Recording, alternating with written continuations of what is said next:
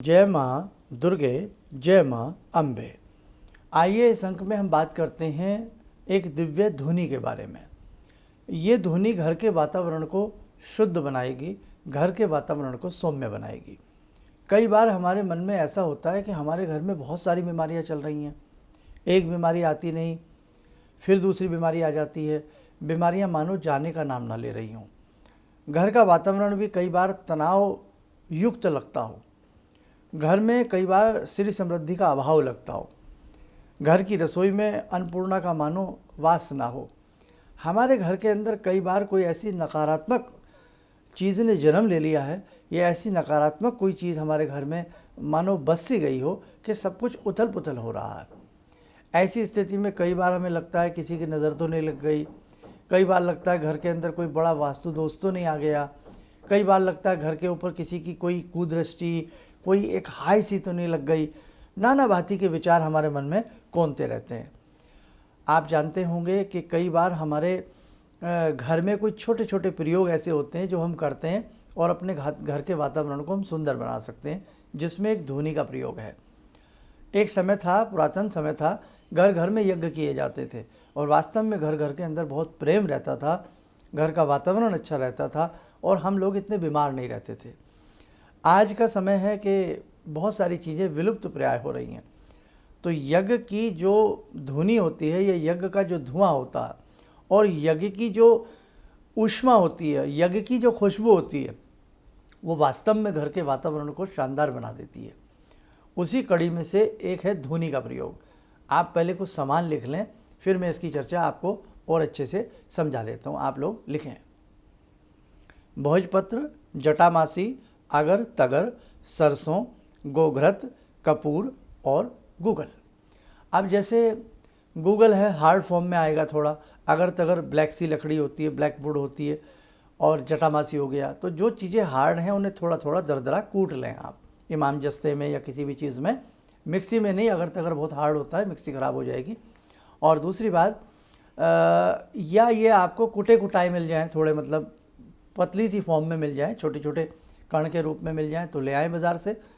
इसमें एक दो चीज़ें और मेरे हिसाब से आप ऐड डाउन कर लें, जैसे सफ़ेद चंदन पाउडर है, वो भी आप 20-30-50 रुपये का ले लें। और एक इसके अंदर आप एक चीज़ और नोट कर लें, 5-10 इसके अंदर आप लौंग फूल वाली, ऊपर जिसके फूल होता है वो लौंग भी इसमें डाल लें। और यदि कंठ कोकिला, हम पहले भी अनेकों बार बता चुके हैं, नीम की निमोली ऐसी कंठ कोकिलाएँ होती हैं, वो भी मिल जाएँ, 20-30 रुपये की ले लें। सारी चीज़ों का मिश्रण बना लें, भोजपत्र के छोटे छोटे पीसेस कर लें और सबसे लास्ट में इसमें आप गाय का घी मिला करके मिक्स कर लें।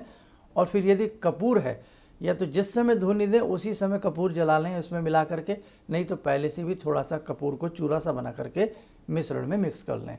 1 चम्मच मिश्रण निकाल लें और मंगलवार की शाम हो या रविवार की शाम हो, या जैसे विशेष शुभ तिथियां होती हैं, मुहूर्त होते हैं, गुरु पुष्य नक्षत्र होते हैं, दशहरा होता है, होली दीपावली होती हैं, ऐसी सब तिथियों में ये धुनी बहुत अच्छी रहेगी।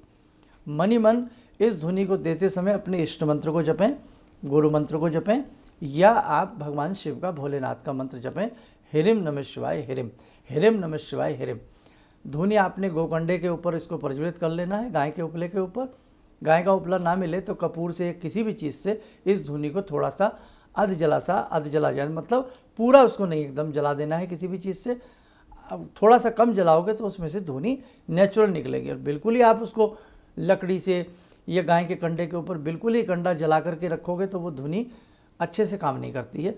तो इसको कम जला में और फिर उसको हवा से झल दें और अपने आप उसमें से धुआं सा निकलता है। और आजकल तो उसके लंबे लंबे स्पून जैसे भी आते हैं धुनी के देने के लिए, वो भी आप बाज़ार से परचेज़ कर सकते हैं। मंत्र कितनी बार पढ़ना है ऐसा कुछ नहीं है, अंदर से धुनी को प्रारंभ करें, घर के अंदर से, और बाहर तक धुनी को सारे में घुमा दें, लैट्रिन बाथरूम में ना घुमाएं।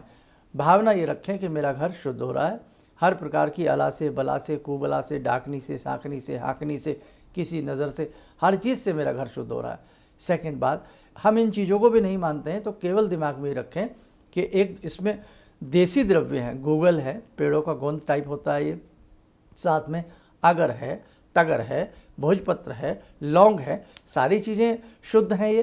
तो आप ये समझें कि शुद्ध वस्तुओं से, शुद्ध पदार्थों से हम अपने घर में एक साधारण तरीके से इसकी ध्वनि दे रहे हैं, एक होम सा कर रहे हैं और हमारा घर निश्चित शुद्ध होगा।